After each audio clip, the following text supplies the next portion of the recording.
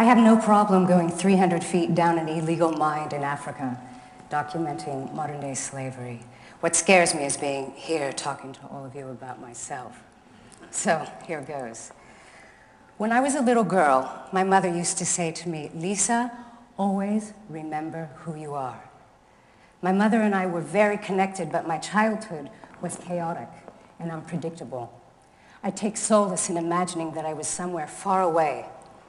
I'd hide in my room with my little stuffed animals and my mother's National Geographics, and I marvel at the seemingly ancient people living so close to the earth that their feather and mud-covered bodies resembled the earth itself. These people must be grounded somehow, I thought. They must know things that I need to know in order to survive in the world. And I resolved that as soon as I could, I would go find them and I'd ask. I left the United States when I was 18 for 5 years, and I found people from whose example of living might teach me some grace in my own life. I met with them, lived in their villages, spent time with them and got to know them. I would take these 30-day bouts of sitting alone in a cave in silence. During those years, I was looking for meaning, and all the while, I was making images. I wasn't photographing to be a photographer, though. I was photographing to find my way in the world. When I'm asked what my process is, I always say it's simply about being in awe of another human being. And not in a Mount Everest kind of way, but the simple kind of awe one gets from seeing another that lives a life of gratitude. I truly believe that if we're all connected and we can see one another as fellow human beings, then it becomes very difficult to tolerate abuses or to see one another as less than equal. We all share the gift of our first breath, the adventures of all our lives, and indeed the mystery of death. What separates us is fear, and perhaps the idea that we're separate. I've been documenting indigenous cultures in more than 70 countries on 6 continents. And I've learned a lot of the answers that I've been looking for, some of which I've brought here to share with you.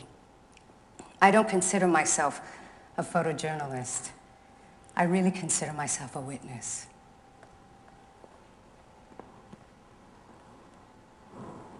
All right. The Chimbu warriors march in groups of hundreds so that their matching footfall actually makes the earth tremble like a herd of wild horses running by. The largest amount of spoken languages in the world are in this country. Not dialects, but actual languages. You can see that all these people are dressed alike, but if we were to venture just a few kilometers away to a nearby tribe, we would see they had their own very distinct and unique look. In this age, we know our world through the familiarity of our own clans and the differences of others. But what strikes me is how we experience them. Why is it that we so often respond in fear to someone's difference, seeing them as unfamiliar and therefore unsafe, instead of with wonder or curiosity? I heard this great quote recently. An enemy is someone whose story you haven't heard yet. Look into this man's eyes. Is he dangerous or kind or both? Does he love his family and his tribe the way that you love yours?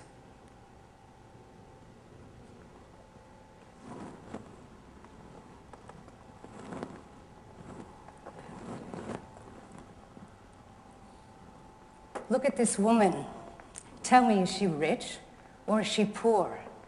She's one of the Aka, one of the poorest minorities of the hill tribes. 200 years ago, the Aka migrated from Tibet to the northern mountains of what are now considered Thailand. She's one of the members of the last generation that will likely adorn themselves in these stunning traditional headdresses that they've worn for centuries.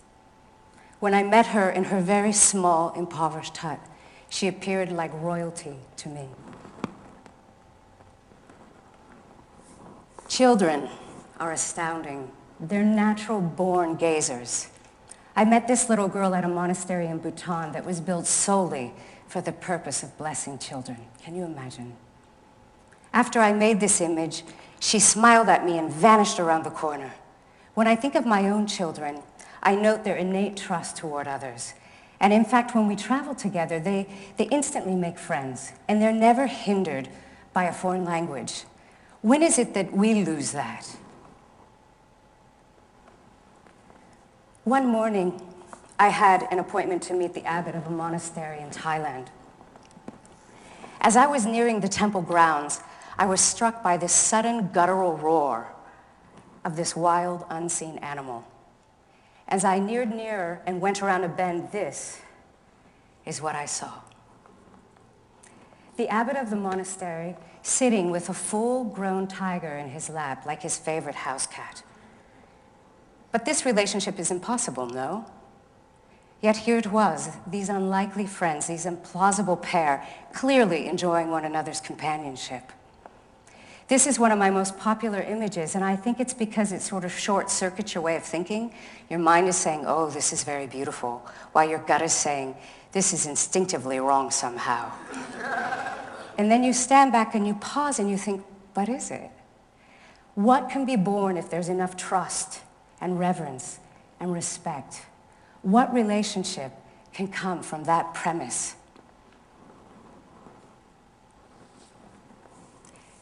The Nakshi women of China are one of the last matriarchal societies in the world. These women have known each other their entire lives, probably since the day they were born. I love their sense of familiarity and companionship together.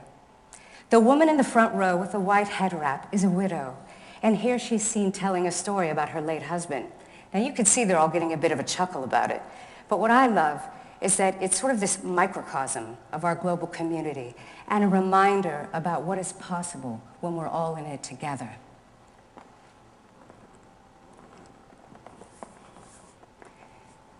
As I was exiting the enormous doors of the Gante Monastery in Bhutan, I saw a monk standing on the edge of a cliff observing nature. A gust of wind rose up and blew his robe into the air so that he suddenly appeared like a bird to me, ready to take flight. I call this image transcendence. While I was in Bhutan, I met with the Secretary General of the monistic body of Bhutan.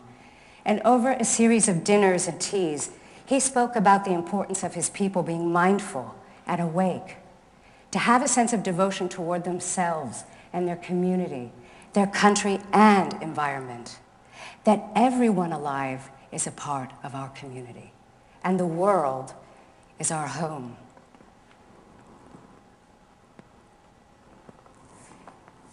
Now this is a nun, not a monk, but a nun, and she lives some 14,000 feet up in the Himalayas in Tibet. She spent the great majority of her long life in prayer and meditation, but the beauty is, she's not just praying for herself, or for her nunnery, or for her people. She's praying for you, and she's praying for me, and for all of us. And she meditates to gain enlightenment, but within the Bodhisattva tradition has vowed not to take it herself until all other beings have it in their own grasp. To me, that is enlightenment. Since 2010, I've been documenting modern-day slavery to help out an NGO called Free the Slaves. A conservative estimate tells us that there are 27 million people enslaved today. Entire families can be enslaved for generations over a debt as small as $17. Many have been tricked by false promises of good jobs or an education, only to find that they're forced to work under the threat of violence, and they cannot walk away. Slavery is illegal everywhere in the world, and yet it occurs nearly everywhere. This young boy is likely still pounding stone in an illegal mine for 18 hours a day, if he is still alive. It's hard to fathom that slavery still exists today, or to know that we might be able to do anything about it. But change is possible, and slavery can be eradicated. Slaveholders burned down the homes of these villagers when they tried to declare their freedom. And many of the neighbors wanted to give up because they were so frightened. But the woman in the center here rallied them to persevere. And abolitionists on the ground helped them get a quarry lease of their own, so that now they do the same backbreaking work, but they get paid for it, and they do it in freedom for themselves. And now I want to introduce you to this astonishing boy, Kofi. Kofi was rescued from a fishing village on Lake Volta. I met Kofi in a shelter where Free the Slaves helps to rehabilitate people and victims of slavery. Here he's seen taking a bath, pouring big buckets of water over his head at a well at the shelter. And the beautiful thing is that as you and I are sitting here talking, Kofi has been reunited with his parents, and once again, he's with his family. And speaking of family, imagine a greater one. Imagine being in the midst of 72 million people, the largest gathering in mankind's history by leaps and bounds. This is India's Kumbh Mela festival. If you see all that noise on the horizon, that's just humanity as far as the eye can see. And you'll notice too that the bridges are all being passed in one direction because of the density of the human traffic. Pilgrims walk for hundreds of miles, largely on foot, to arrive to this amazing festival at a very specific time in the lunar calendar when they believe their karma will be washed away and they'll be liberated. India has taught me so much about life, and indeed about death. When my mother was dying, we made an agreement that when she passed, I would have to find her in new ways. She said, "Lisa, you can find me in the wind when I'm gone, or the scent of a rose." My mother died when she was 60 years old, and on the anniversary of her death, I brought some of her ashes with me to India. I gathered together 60 leaves and 60 candles, and I placed her ashes and candle in each one. And then I lit each one and set them on the river to go down into the distance. She's all over the world now. It's astounding. As I watched the lights fade into the distance, I remembered one other thing she told me. She said, "Lisa, you will find me in the decisions that you make." Recently, I've been working on a project on the ancients, those people that live more than 100 years. It's astonishing.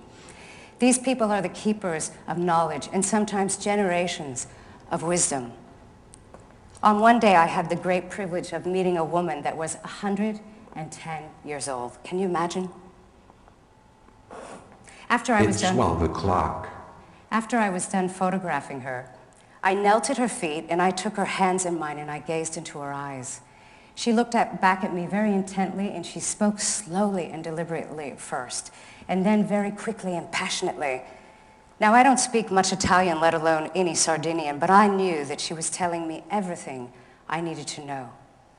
She went on for some time until her nieces, who were well into their 80s themselves, shook her and said, "Be quiet, woman. She doesn't understand you. No capisce." And the ancient woman turned back and she said, "Of course she understands me. You be quiet. She's a child of the gods and she understands all languages." I look to elders to teach me how to live. I know that though their lives and experiences are different than my own, that by being in their presence, some of that will be imparted to me somehow, and it has. So what have I learned about how to live? I think it's important not to believe that there's only one way to be alive. There are so many ways to find meaning. And it's true that though we have our differences in life, those very differences are some of the things that unite us. I found the answer I was looking for, the secret that the elders passed down from generation to generation. And I'll tell you what I know. It was simply this: help each other. It's the most basic thing, but it was said in various ways, like, if your neighbor runs out of milk, share yours. What is possible when we see each other as equals? What is possible when we remember that we are all children of the gods. And we all share the same language. And we all share one breath. Thank you.